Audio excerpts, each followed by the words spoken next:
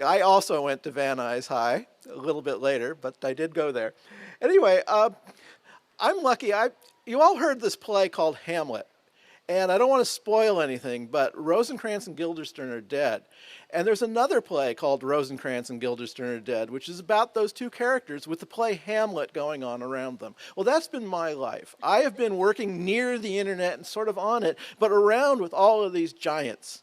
And I want to thank all of these people who've made my life interesting and created a much better world. I mean, this audience is filled with people. We have people like Dave Crocker over here, who I fought with, but he's a great guy, and he's added so much to our world. Steve Kasner here is one of the smartest people I've ever met. We've got Dan Lynch, we've got Vint, we've got Dave Farber, John Romke, all kinds of people who really built this internet and deserve a lot of thanks. Now, I want to just point out to reflect on two events. One, I was at UCLA. I worked next to Imp number 1, and we were a rotten bunch of kids. We would unplug the ice cream machine in the hallway for a few hours and plug it back in.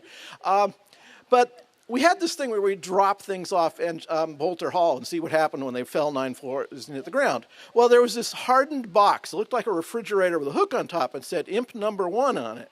And we said, wonder what would happen if we dropped that off the top of Bolter Hall. It says it's ruggedized. Wonder what history would have been had we gone through with that. Another event, which doesn't get enough press, is the invention of really important internet devices, the internet toaster.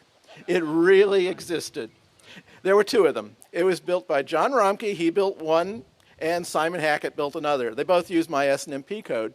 But they were real, and we had to go through calibration sessions where we put the bread in and figure how long to toast it and how long to let it out. And we finally got to the interop show. We forgot bread. We had one slice. And we set the lowest level. We kept toasting that thing, and it got so brittle. And Ole Jacobson came along, and he picked it up and smeared butter on it and broke it. And so went our demo. But for those naysayers, those internet toasters really did exist, and they really did work. And so I'm trying to be short here. And 2 other points.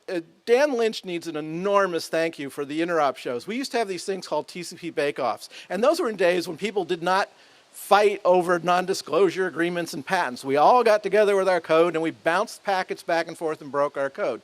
That spirit went on into interop. And I believe one of the reasons the internet moved so quickly is that we had these interoperability events so that code quality would improve, so when it finally landed in the hands of users, it actually worked. I'm afraid, unfortunately, that we've lost that trend, but nevertheless, Dan Lynch was really important for making the net grow and become real. And finally, just one little thing about the Nick. I hope we can find it in Jake's records.